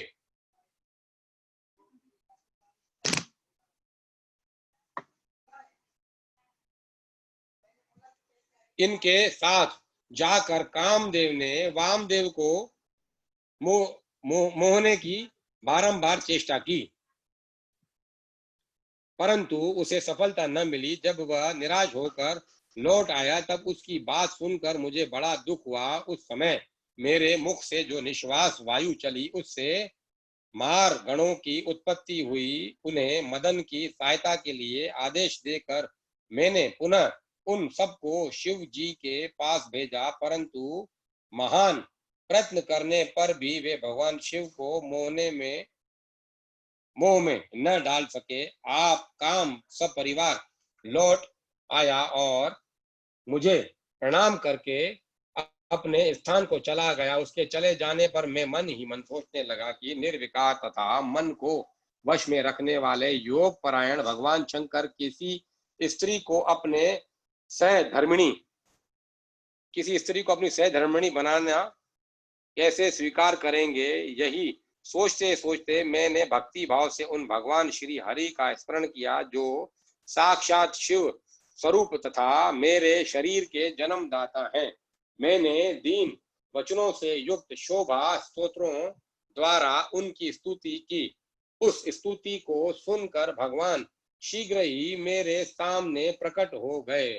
उनके चार भुजाएं शोभा पाती थीं, नेत्र प्रफुल्ल कमल के समान सुंदर थे। उन्होंने हाथों में शंख चक्र गदा और पद्म ले रखे थे। उनके श्याम शरीर पर पीतांबर की बड़ी शोभा हो रही थी। वे भगवान श्री हरि भक्त प्रिय हैं। अपने भक्त उन्हें बहुत प्यारे हैं। सबके उत्तम शरणदाता उन श्री हरि को इस रूप में देखकर मेरे नेत्रों से प्रेमाश्रुओं की धारा बह चली और मैं गदगद कंठ से बारंबार उनकी स्तुति करने लगा। मेरे इस स्तोत्र को सुनकर अपने भक्तों के दुख दूर करने वाले भगवान विष्णु बहुत प्रसन्न हुए और शरण में आए हुए मुझ ब्रह्मा से कहा, महाप्राज्ञ विधाता, लोक सृष्टा ब्राह्मण, तुम धन्य हो। बताओ तुमने किस लिए आज मेरा स्मरण किया है और मैं किस प्रकार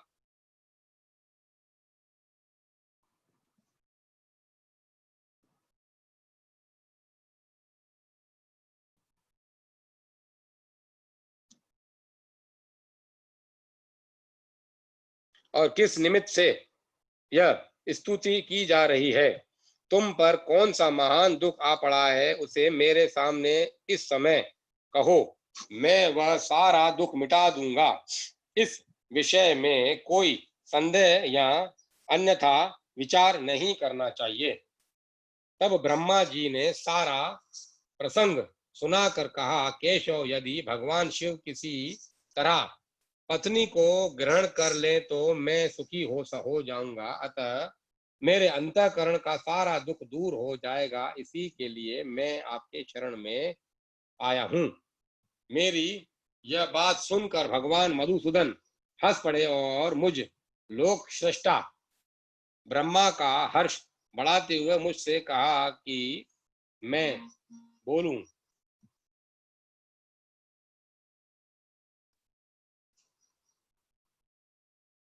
मुझसे शीघ्र ही यूं बोले, विधाता, तुम मेरे वचन सुनो। यह तुम्हारे भ्रम का निवारण करने वाला है। मेरा वचन है वेद शास्त्र आदि का वास्तविक सिद्धांत है। शिव ही विधाता, तुम मेरा वचन सुनो, यह तुम्हारे भ्रम का निवारण करने वाला है। मेरा वचन ही वेद शास्त्र आदि का वास्तविक सिद्धांत है। शिव ही सबके कर्ता भरता पालक और हरता संहारक हैं। वे ही परात्पर हैं, पर ब्रह्म, परेश, निर्गुण, नित्य, अनिर्देश, निर्विकार, अद्वितीय, अच्युत, अनंत, सबका अंत करने वाले स्वामी और सर्वव्यापी परमात्मा एवं परमेश्वर हैं। सृष्टि पालन और संहार के कर्ता, तीनों गुणों को आश्रय देने वाले व्यापक ब्रह्मा विष्णु और महेश नाम से प्रसिद्ध रजोगुण, सतोगुण तथा तमोगुण से परे, माया से ही भेद युक्त प्रतीत होने वाले निरह माया रहित, माया के स्वामी या प्रेरक, चतुर, सगुण, स्वतंत्र, आत्मनंद स्वरूप, निर्विकल्प, आत्माराम, निर्द्वंद, भक्त परवश, सुंदर विग्रह से सुशोभित, योगी, नित्य योग परायण, योग मार्गदर्शक, गर्वहारी, लोकेश्वर और सदा दीन वत्सल हैं। तुम उन्हीं की शरण में जाओ। सर्वात्मा शंभु का भजन करो। इससे संतुष्ट होकर वे तुम्हारा कल्याण करेंगे। ब्राह्मण, यदि तुम्हारे मन में यह विचार हो कि शंकर पत्नी का पाणी ग्रहण करें तो शिवा को प्रसन्न करने के उद्देश्य से शिव का स्मरण करते हुए उत्तम तपस्या करो। अपने उस मनोरथ को हृदय में रखते हुए देवी शिवा का ध्यान करो। वे देवेश्वरी यदि प्रसन्न हो जाएं तब प्रसन्न हो जाए तो सारा कार्य सिद्ध होकर देंगी। यदि शिवा सगुण रूप से अवतार ग्रहण करके लोक में किसी की पुत्री हो मानव शरीर ग्रहण करें तो वे निश्चय ही महादेव की पत्नी हो सकती है। ब्राह्मण, तुम दक्ष को आज्ञा दो, वे भगवान शिव के लिए पत्नी का उत्पन्न करने के निमित्त स्वतः भक्ति भाव से यत्न पूर्वक तपस्या करें। तात शिवा और शिव दोनों को भक्त के अधीन जानना चाहिए। वे निर्गुण पर ब्रह्म स्वरूप होते हुए भी स्वेच्छा से सगुण हो जाते हैं। विधे भगवान शिव की इच्छा से प्रकट हुए हम दोनों ने जब उनसे प्रार्थना की थी तब पूर्व काल में भगवान शंकर ने जो बात कही थी उसे याद करो। ब्राह्मण, अपनी शक्ति से सुंदर लीला विहार करने वाले निर्गुण शिव ने स्वेच्छा से सगुण होकर मुझको और तुमको प्रकट करने के पश्चात तुम्हें तो सृष्टि कार्य करने का आदेश दिया और उमा सहित उन अविनाशी सृष्टिकर्ता प्रभु ने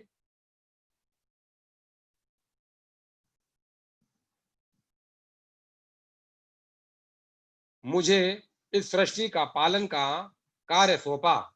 फिर नाना लीला विशारद उन दयालु स्वामी ने हंसकर आकाश की ओर देखते हुए बड़े प्रेम से कहा, विष्णु, मेरा उत्कृष्ट रूप इन विधाता के अंग से इस लोक में प्रकट होगा जिसका नाम रुद्र होगा। रुद्र का रूप ऐसा ही होगा जैसे मेरा है, वह मेरा पूर्ण रूप होगा। तुम दोनों को सदा उसकी पूजा करनी चाहिए। वह तुम दोनों के संपूर्ण मनोरथों की सिद्धि करने वाला होगा। वही जगत का प्रलय करने वाला होगा। वह समस्त गुणों का दृष्टा, निर्विकार, निर्विशेष, सभी गुणों का दृष्टा, निर्विशेष एवं उत्तम योग का पालक होगा। यद्यपि तीनों देवता मेरे ही रूप हैं तथापि विशेषतः रुद्र मेरा पूर्ण रूप होगा। पुत्रों, देवी उमा के भी 3 रूप होंगे। एक रूप का नाम लक्ष्मी होगा तो उन श्री हरि की पत्नी होंगी। दूसरा रूप ब्रह्मा पत्नी सरस्वती है। तीसरा रूप सती के नाम से प्रसिद्ध होगा। सती उमा का पूर्ण रूप होंगी, वे ही भावी रुद्र की पत्नी होंगी। ऐसा कहकर भगवान महेश्वर हम पर कृपा करके पश्चात वहां से अंतर ध्यान हो गए और हम दोनों सुख पूर्वक अपने अपने कार्य में लग गए। ब्राह्मण, समय पाकर मैं और तुम दोनों सपत्नीक हो गए और साक्षात भगवान शंकर रुद्र नाम से अवतीर्ण हुए हैं। वे इस समय कैलाश पर्वत पर निवास करते हैं। प्रजेश्वर, जब शिवा भी सती नाम से अवतीर्ण हिमालय अवतीर्ण होने वाली हैं, अतः अब शिवा भी सती नाम से अवतीर्ण होने वाली है, अतः तुम्हें उनके उत्पादन के लिए ही यत्न करना चाहिए। ऐसा कहकर मुझ पर बड़ी भारी दया करके भगवान विष्णु अंतर ध्यान हो गए और मुझे उनकी बात सुनकर बड़ा आनंद हुआ।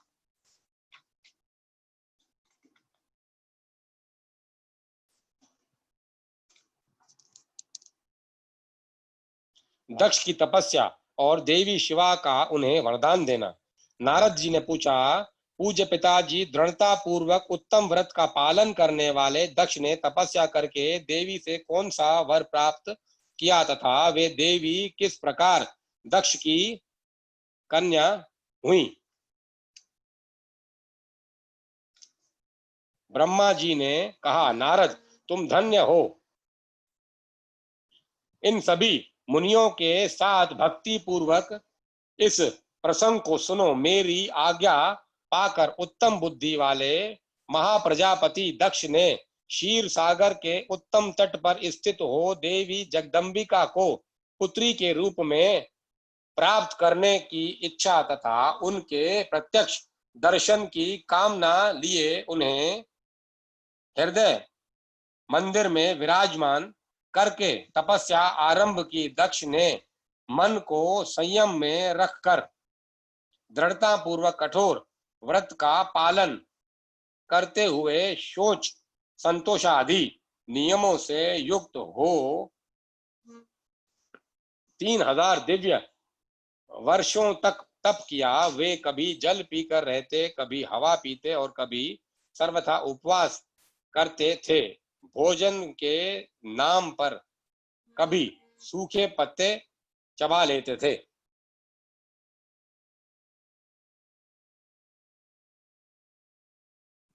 मुनि श्रेष्ठ नारद तदंतर यम नियम आदि से युक्त हो जगदम्बिका की पूजा में लगे हुए दक्ष को देवी शिवा ने प्रत्यक्ष दर्शन दिया।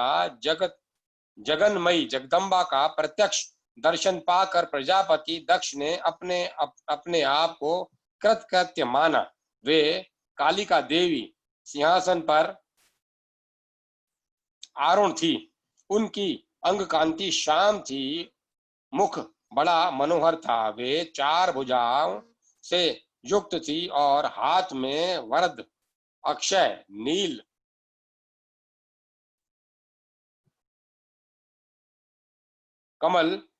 कमल और खड़ग धारण किए हुए थी। उनकी मूर्ति बड़ी मनोहारिणी थी।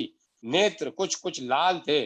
खुले हुए केश बड़े सुंदर दिखाई देते थे। उत्तम प्रभा से प्रकाशित होने वाली उन जगदम्बा को भली भांति प्रणाम करके दक्ष विचित्र वचनावलियों द्वारा उनकी स्तुति करने लगे।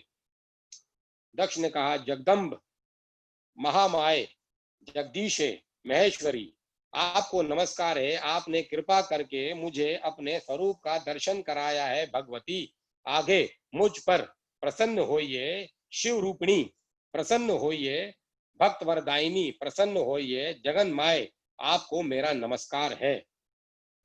ब्रह्मा जी कहते हैं, मुने संयत चित्त वाले दक्ष ने इस प्रकार स्तुति करने पर महेश्वरी शिवा ने मुने संयत चित्त वाले दक्ष के इस प्रकार स्तुति करने पर महेश्वरी शिवा ने स्वयं ही उनके अभिप्राय को जान लिया। तो भी दक्ष से इस प्रकार बोली, दक्ष तुम्हारी इस उत्तम भक्ति से मैं बहुत संतुष्ट हूँ। तुम अपना मनोवांछित वर मांगो। तुम्हारे लिए मुझे कुछ भी अदेय नहीं है। जगदम्बिका की यह बात सुनकर प्रजापति दक्ष बहुत प्रसन्न हुए और उन शिवा को बारंबार प्रणाम करते हुए बोले। दक्ष ने कहा, जगदम्ब महामाये, यदि आप मुझे वर देने के लिए उद्यत है तो मेरी बात सुनिए और प्रसन्नता पूर्वक मेरी इच्छा पूर्ण कीजिए। मेरे स्वामी जो भगवान शिव हैं, वे रुद्र नाम धारण करके ब्रह्मा जी के पुत्र रूप से अवतीर्ण हुए हैं। वे परमात्मा शिव के पूर्ण अवतार हैं, परंतु आपका कोई अवतार नहीं हुआ है। फिर उनकी पत्नी कौन होगी? अतः शिवे आप भूतल पर अवतीर्ण होकर उन महेश्वर को अपने रूप लावण्य से मोहित कीजिए। देवी आपके सिवा दूसरी कोई स्त्री रुद्रदेव को कभी मोहित नहीं कर सकती। इसीलिए आप मेरी पुत्री होकर इस समय महादेव जी की पत्नी होइए। इस प्रकार सुंदर लीला करके आप हर मोहिनी भगवान शिव को मोहित करने वाली बनिए। देवी यही मेरे लिए वर है। यह केवल मेरे ही स्वार्थ की बात हो ऐसा नहीं सोचना चाहिए। इसमें मेरे ही साथ संपूर्ण जगत का भी हित है। ब्रह्मा विष्णु और शिव में से ब्रह्मा आदि की प्रेरणा से मैं यहाँ आया हूँ। प्रजापति दक्ष का यह वचन सुनकर जगदम्बिका शिवा हंस पड़ी और मन ही मन भगवान शिव का स्मरण करके यूं बोली। देवी ने कहा, तात प्रजापते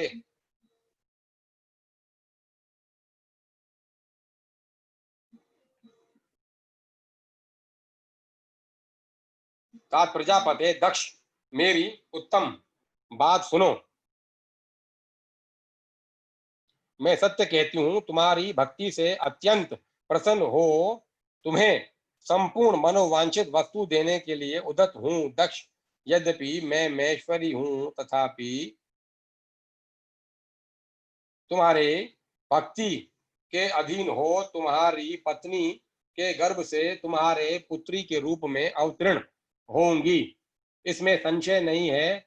अनघ, मैं अत्यंत दुस्सह तपस्या करके ऐसा प्रयत्न करूंगी जिससे महादेव जी का वर पाकर उनकी पत्नी हो जाऊं। इसके सिवा और किसी उपाय से कार्य सिद्ध नहीं हो सकता, क्योंकि वे भगवान सदाशिव सर्वथा निर्विकार हैं, ब्रह्मा और विष्णु के भी सेव्य हैं तथा नित्य परिपूर्ण रूप ही हैं। मैं सदा उनकी दासी और प्रिया हूँ। प्रत्येक जन्म में वे नाना रूपधारी शंभु ही मेरे स्वामी होते हैं। भगवान सदाशिव अपने दिए हुए वर के प्रभाव से ब्रह्मा जी की भ्रुकुटी से रुद्र रूप में अवतीर्ण हुए हैं। मैं भी उनके वर से उनकी आज्ञा के अनुसार यहाँ अवतार लूंगी। तात, अब तुम अपने घर को जाओ। इस कार्य के जो मेरी दूती अथवा सहायिका होंगी उसे मैंने जान लिया है।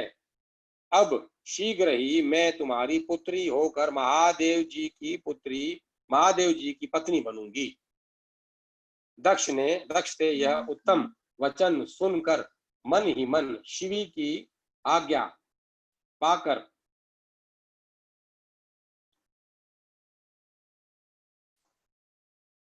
शिवी की आज्ञा प्राप्त करके देवी शिवा ने शिव के चरणाविंदों का चिंतन करते हुए फिर कहा, प्रजापते, परंतु मेरा एक प्रण है, उसे तुम्हें सदा मन में रखना चाहिए। मैं उस गुण को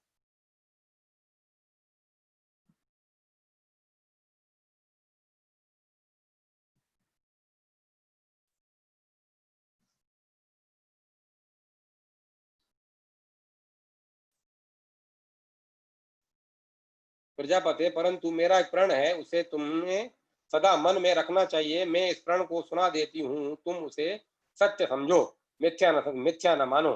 यदि कभी मेरे प्रति तुम्हारा आदर घट जाएगा, तब उसी समय मैं अपने शरीर को त्याग दूंगी, अपने स्वरूप में लीन हो जाऊंगी अथवा दूसरा शरीर धारण कर लूंगी। मेरा यह कथन सत्य है प्रजापते। प्रत्येक सर्ग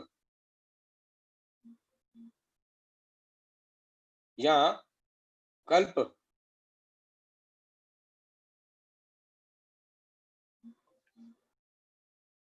कल्प के लिए तुम्हें यह वर दे दिया गया।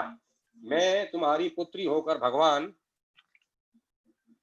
शिव की पत्नी होंगी। मुख्य प्रजापति दक्ष से ऐसा कहकर महेश्वरी शिवा उनके देखते देखते वहीं अंतर्ध्यान हो गई। दुर्गा जी के अंतर्ध्यान होने पर दक्ष भी अपने आश्रम को लौट आए और यह सोचकर प्रसन्न रहने लगे कि देवी शिवा मेरी पुत्री होने वाली हैं।